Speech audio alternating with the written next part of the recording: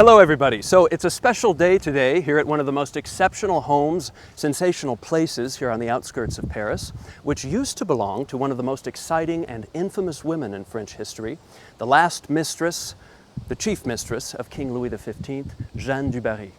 And so it is perhaps here that the latest Johnny Depp film depicting the love between her and the king should have been filmed.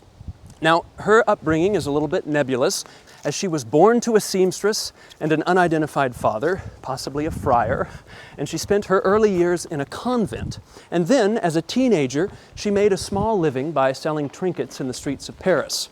Shortly thereafter, she found a slightly better job with a young hairdresser with whom she had a brief relationship, although one might imagine that perhaps he never forgot her.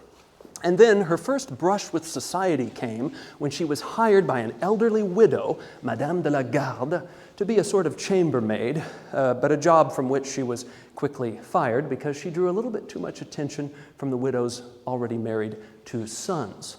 But, of course, it wasn't long until she had other lovers, ministers and diplomats, and in 1768 she made her way to Versailles, where she caught the eye of the king himself.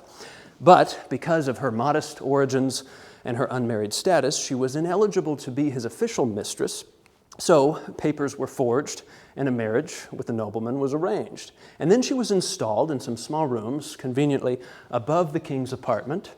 However, she couldn't really be seen with him in public because she had yet to be officially presented in court, and for that they needed a sponsor, a role to which practically no one wanted to stoop, but they found a sponsor in Madame du Béarn, who accepted the job in exchange for a sort of bribe which would cover her enormous gambling debts.